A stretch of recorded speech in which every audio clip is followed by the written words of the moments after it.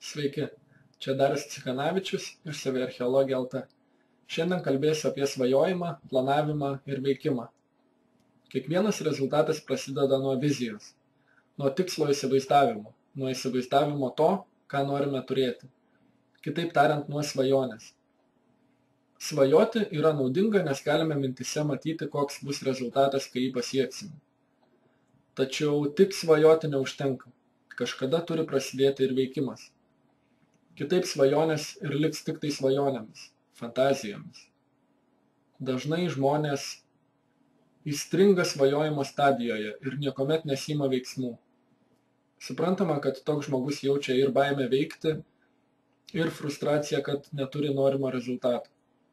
Bet norint rezultato, anksčiau ar vėliau teks prisimti atsakomybę už save, už savo gyvenimą ir pradėti veikti.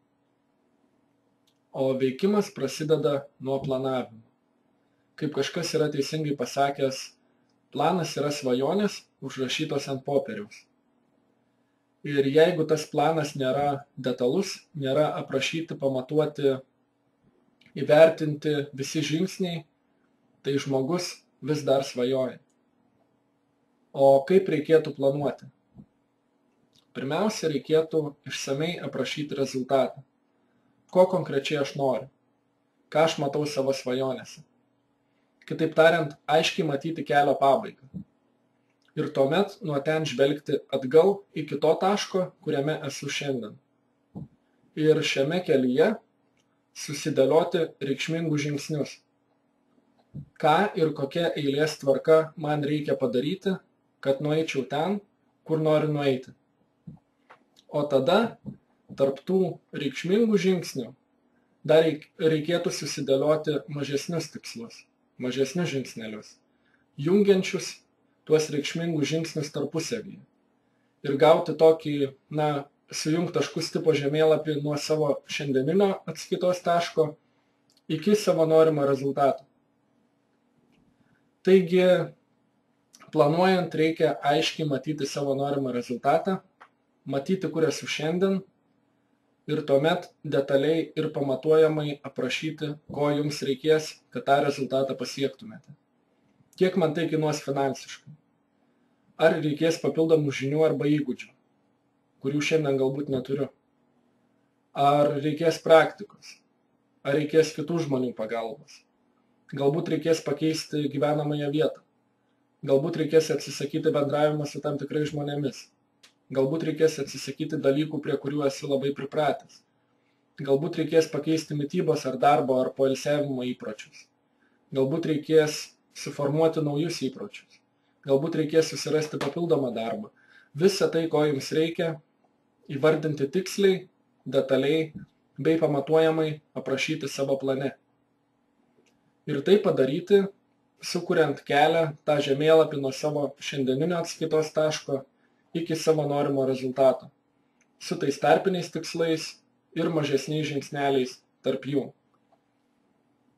O tada, turint planą, belieka imtis aktyvesnių veiksmų, tai yra pradėti veikti.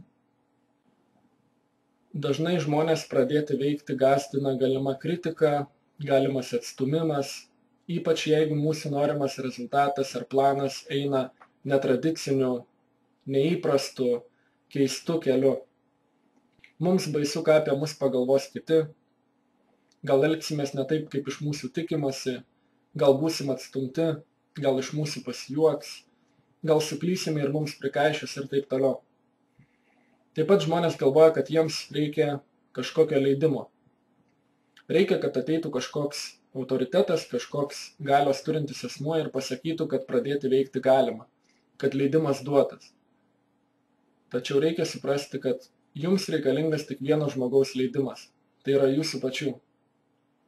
Visos šios baimės yra suprantamos, jos yra dažnos, tačiau būtent jos ir trukdo mums prisimti atsakomybę už savo gyvenimą, už save ir pasiekti norimą rezultatą.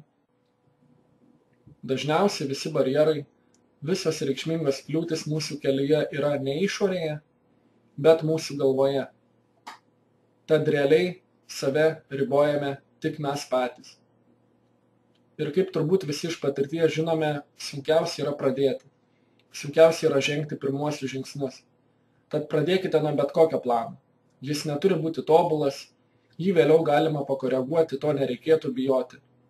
O klysti yra normalu, net dažnai klysti yra normalu, jeigu iš savo klaidų sugebame pasimokyti.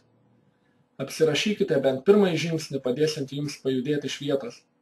Darykite ką nors, bet ką, kad priartėtumėte prie savo tikslo. O tai padės pradėti tikėti savimi labiau, pradėsite savimi pasitikėti labiau ir pajusite, jog savo gyvenimą kontroliuojate. Juk turite tik vieną gyvenimą ir jis priklauso tik tai jums. Pasakykite savo, kad leidžiate, leiskite savo iš svajojančio žmogaus tapti veikiančiu žmogumi. Nuorodas į susijusius resursus, kaip visada, įdėsiu video aprašymą apačioje, tad sėkmės planuojant ir veikiant ir savo svajones paverčiant rezultatais. Iki kitų kartų.